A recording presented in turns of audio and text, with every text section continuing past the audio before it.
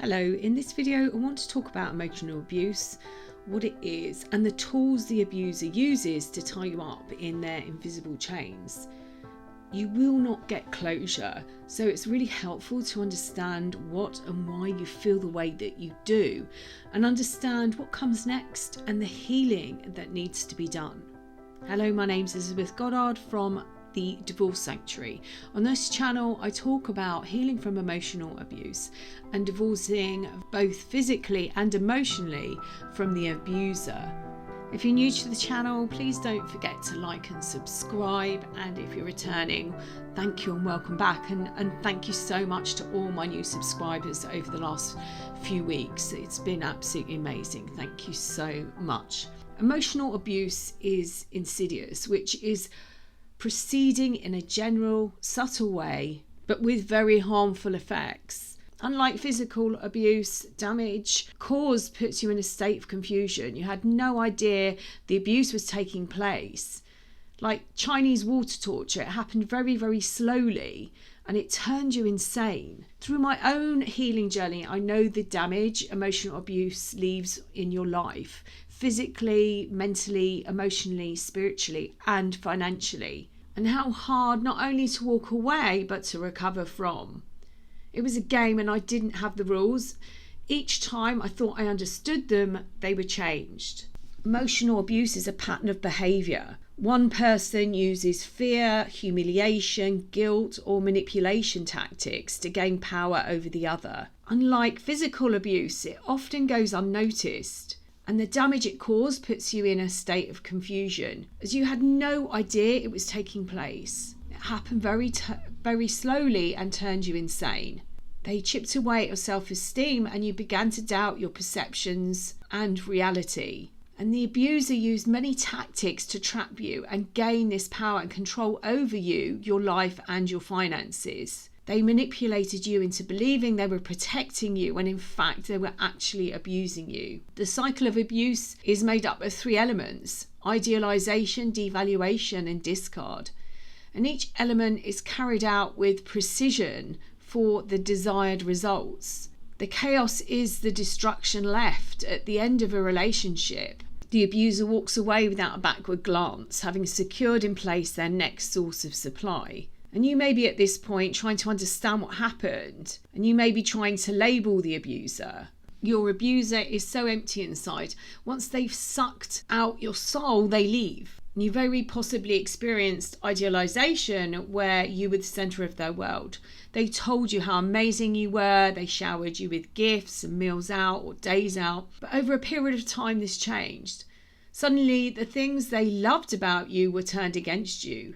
The words of idealization became criticism and put-downs. This was followed by the discard. Temporary at first, it always came back with the attention you were used to. And you might have sighed with relief. You may have vowed to yourself you would never let that happen again. They have one goal, and that is power and control. You will be in their life until you are no longer fit for purpose. That could be a short period of time or a long one. When they have enough enticement or their new shiny toy appears, off they go. This doesn't have to be a romantic relationship. It can be with friends, family, or at work. And dare I say, governments and other corporations. This was a game and you didn't have the rules. The aim of the game was to bond you to them so you couldn't reject them or abandon them. The trauma bond is designed to trap you. It has invisible chains that are holding you in the relationship, unable to move or escape. And you were lured there with fakery and then held there in an invisible prison. They have the key, but they will never give it to you. Not even at the end of the relationship. Whilst there's still breath in your body, you still have the ability of providing them with a source of supply. It might not be the same quality, but if they get bored, they can play with you, like a cat plays with a dead mouse. If you've ever seen a cat and a mouse with a mouse toy, you'll notice the way it taps it to get a response, and then they might throw it in the air and chase it. In the abuser's world, this is called hoovering. You might hear them say that they're just checking on you. They've just realised they can't live without you. They are hurting. They need you. They don't want you to go through this alone. And the list goes on. What have you been told? Emotional abuse in my mind is worse than physical abuse, and I have experienced both. Because you don't know it's going on. You might see the red flags, but you were told to write them off with an explanation. And then you are knee deep in quicksand. They put you in a false sense of security, and you may never have experienced the attention to this level. But when they believe that you're ready, they move you to the next part, which is devaluation. What they found amazing about you, they then criticize you for. And a red flag might go up, but you're told that you're too sensitive, or it wasn't meant like that, or they were only joking. And you believe them because you want to, and because they are so very convincing, and they idolise you again, and you like it. And that niggling in the pit of your stomach is turned off, and you drop down a level. And where the quicksand was at your knees, it's now up to your hips. They trauma bond you. Now, we develop bonds for survival in childhood. Usually our caregiver, who's the foundation of our attachment. When our safety is threatened in some way, we turn to them for support and protection. Trauma bonding is one of the reasons it's so hard to heal from toxic and emotionally abusive relationships. The damage caused puts you in a state of confusion, and you had no idea the abuse was taking place. The term was developed by Patrick Carnes, who described it as the misuse of fear, excitement, sexual feelings and sexual physiology to entangle another person. And bonding happens in all relationships, but this type of bonding was one-sided. And this is why it's so easy for them to walk away, as they didn't bond with you. When our safety is threatened in some way, we turn to our tribe for support and protection. And these bonds can be created within hours. It's a process that makes people more important to each other. And we develop bonds for survival. This is why team building exercises use scenarios and techniques that help instill trust in each other. They're made to do activities that are unique to the individual. People who've experienced traumatic situations together always have a bond of survival. It's a very strong connection, and it strengthens each time we spend time with someone, we make love with them, and having children together. But trauma bonding is used by the emotional abuser or the toxic person to enable them to gain power and control over you. And during the idealization stage, they position themselves as the caregiver.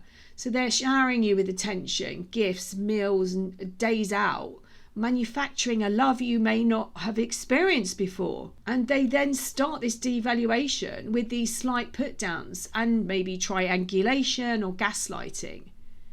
And you might have rationalized their behavior, believing they actually cared about you.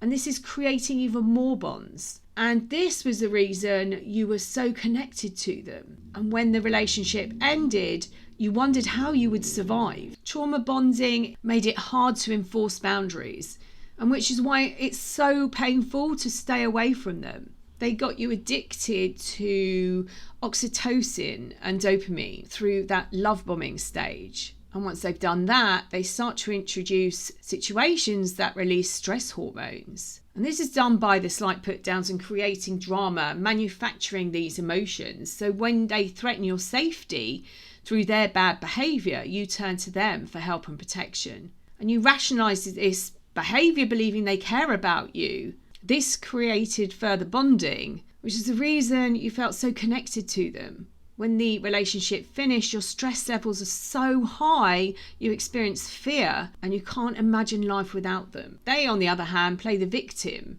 and you very likely believe this was all your fault, and the pain that you now feel runs deep into your soul. So how do they do it? They have a few tools they can use to bond you. Alienation is one, keeping away from friends and family. They might tell you who they really are, or unmask them, or tell you that you're not in a healthy relationship. By using the tactic of alienation, what they're really doing is wanting you to hand over the power and take control of your life. They want you to believe, or wanted you to believe, that you were the only person they should trust. And once you're hooked, they'll bait you. This again is an emotional response, usually in the form of angry, aggressive, or emotional reaction.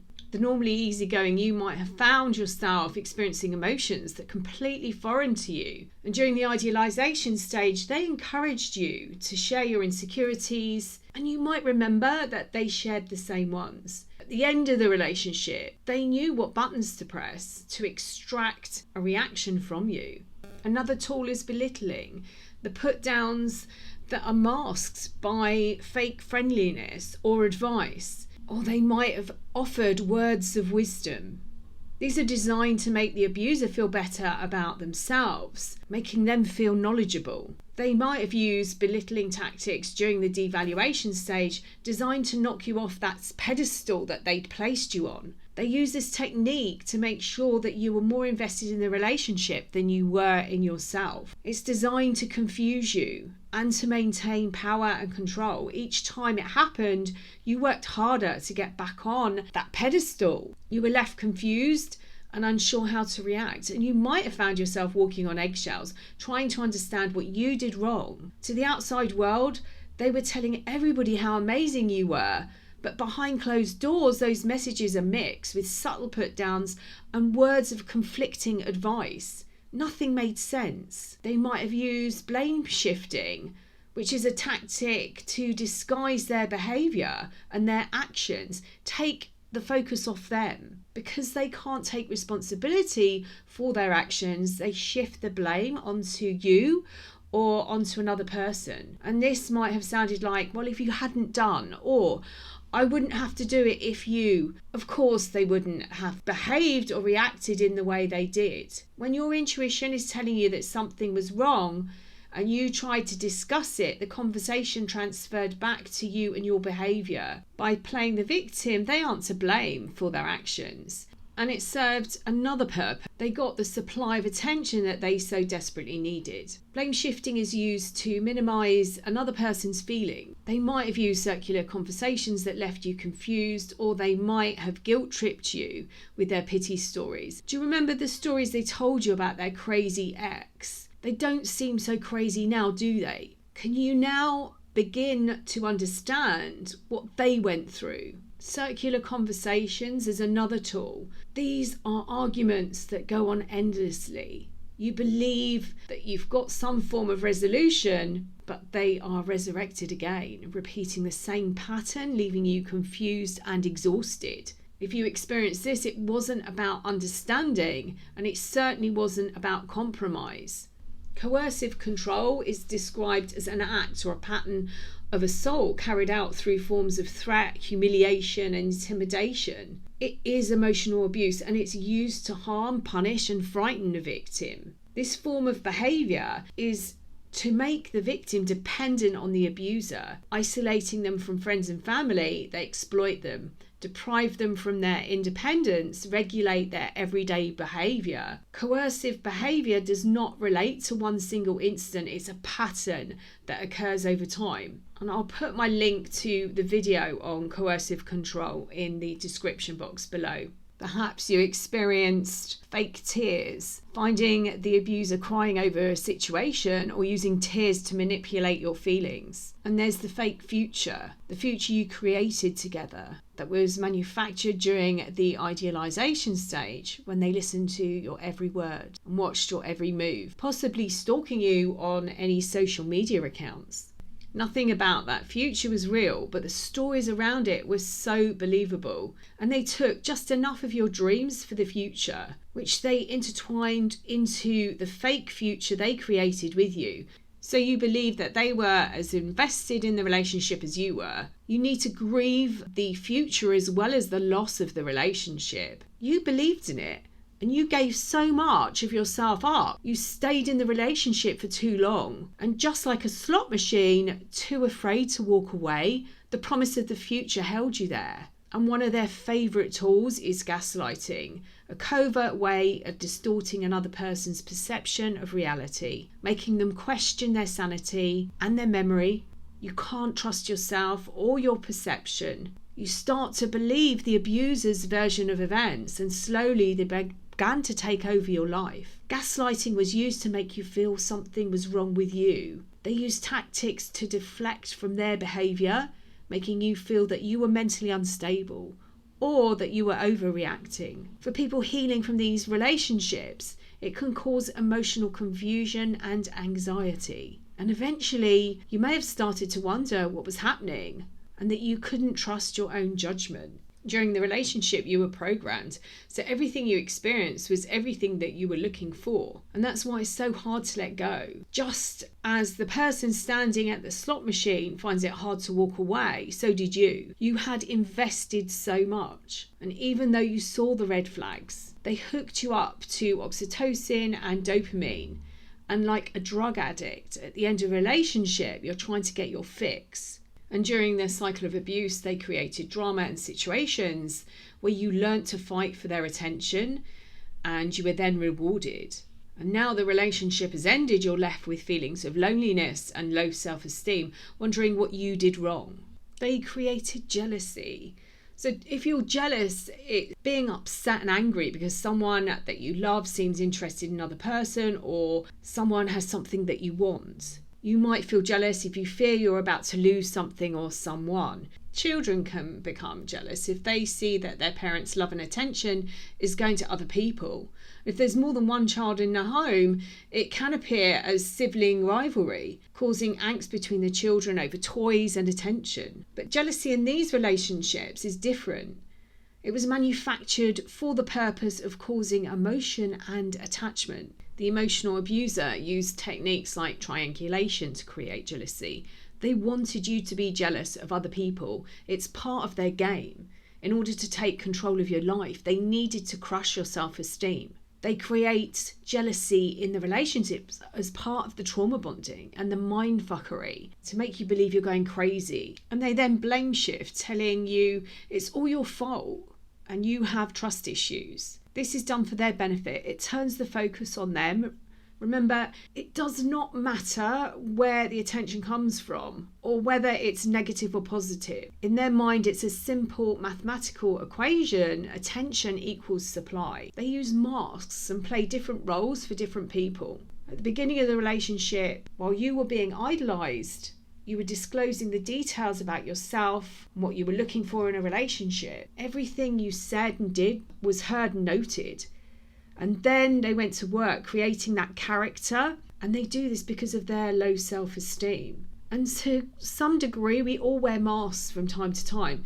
Perhaps when you're trying to make a good impression, meeting new people, going for an interview, you might use different language with different people. Perhaps you have a telephone voice. If you're in contact with friends from school, think about the way you behave with them in comparison with other friendship groups. Over a period of time, you might have noticed that the way the abuser spoke to you changed. Perhaps they used different words or a different style of language. When they let their mask slip, you are no longer supplying them with the attention they needed. They had drained you of everything, and perhaps you had run out of money, or you could no longer support them. Or there's a new prospect on the horizon who has access to more finances than you can provide, a higher salary, newer cars, or a nicer home. So they then become careless and didn't feel they had to make as much of an effort to keep the mask in place. And they knew they had you bonded enough so that if the relationship doesn't work, they can come back and hoover you. You might have seen a glimpse of the person who they really are when they're dealing with other people. And you might have thought, that won't happen to me. Possibly because you were the only person who had ever understood them, remembering their exes didn't. Sadly, the way they treated others is an indication of how you will eventually be treated. They manufacture emotions, and these emotions might not be entirely familiar to you. You might have felt them before, but they were manufactured for a purpose. They created situations that heightened the feelings of jealousy, neediness, rage, anxiety, doubt, insecurity. You may never have considered yourself to be particularly jealous, but in this relationship, you experience emotions very unfamiliar. And if you said anything, they blame shifted, and you were told it was all your fault.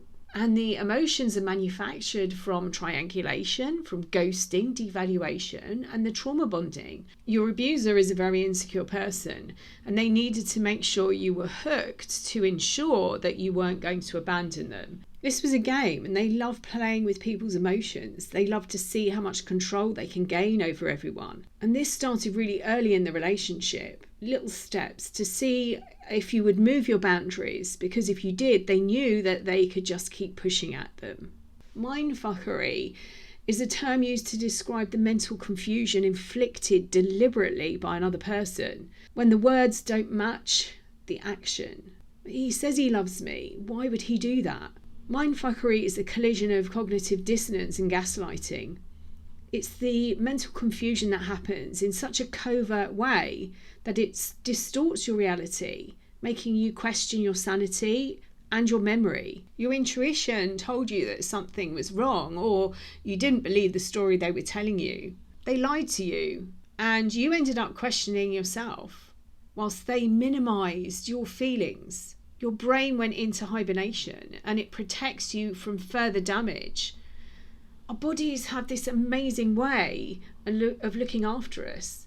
Long-term contact with a toxic or emotionally abusive person really does cause damage to the brain, and I'll put a link to that video in the description box below. By mirroring, it allowed the emotional abuser to manufacture a relationship where you had so much in common and you shared the same hopes and dreams and had the same insecurities. You were told that you were the only person that ever understood them, and you were told you were soulmates. They were mirroring all your amazing qualities, all the things that they have missing, the empathy and caring for others, your inner beauty and your deep forgiving soul.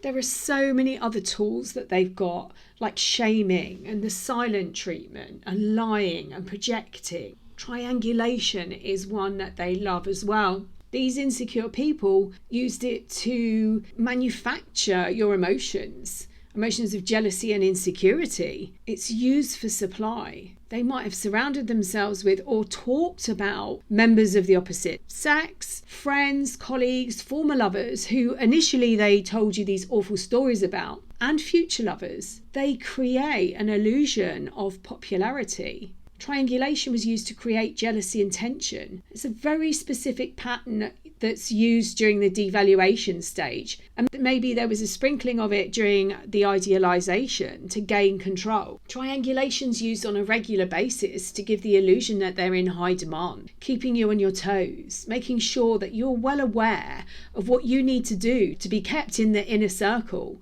as they secure you further into the relationship. And they use it to ensure that you're more invested in the relationship than you are in yourself. And you're well aware of what happened in their other relationships. So you knew about their crazy exes.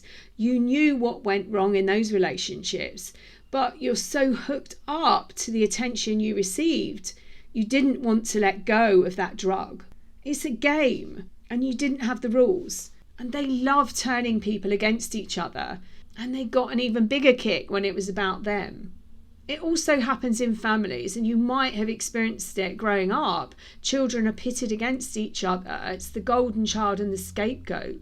You might have experienced gaslighting, which made you question yourself as they claimed that you were jealous. Are you a jealous person? They might have brought up your past relationships, telling you that this is all your fault because of your trust issues. And they might have told you what other people thought of you to make you feel insecure. You might have been kept away from people that they used to triangulate you with. And partly because they can't risk you, or they couldn't risk you talking to each other and realising that they hadn't said, done or been, and whatever it is that they've told you, they couldn't risk you discovering the truth. But it also created jealousy, wondering why you were not being included. By manufacturing these situations, your emotions are heightened and you experience jealousy, neediness, rage, anxiety. You may have questioned their fidelity. A normal person would want to make sure you feel secure in a relationship. They wouldn't create fear in you. And of course, you were the crazy one. Just like Amy, Beth, Cherie, insert the name, like the crazy ex before you. You might have experienced word salad, and this is a form of communication that doesn't make sense. It fails to progress into a discussion. It's like the circular conversation, and it is a combination with projection and blame shifting. And this is all done in an attempt to gain control over the conversation and over you. These conversations didn't make sense, and when you tried to understand what was actually being said, they moved it in a different direction. They brought up your wrongdoings as an attempt to cover up their behaviour, and they played the victim. You might have tried to take part in a conversation, which is really all one-sided and rhetorical. You were told to stop interrupting them. When they did allow you to speak, they spoke over the top of you, confusing you further, and you possibly ended up giving in and wondering what happened, leaving them feeling powerful. And I'm going to end on walking on eggshells, because this term is used to describe the way you behaved around the abusive person. Being very careful not to upset them and cause a narcissistic rage.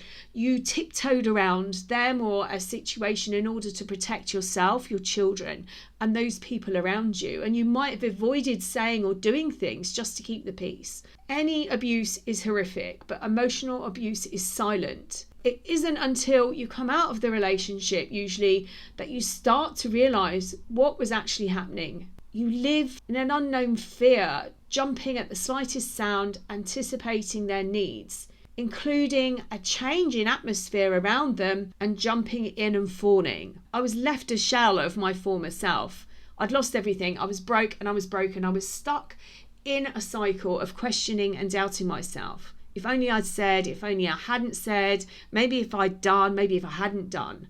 Believing this was all my fault. And the very first part was dealing with the trauma bonding.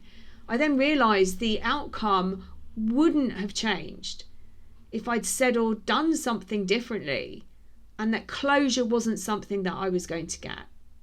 I believe the emotions that we feel are trapped trauma.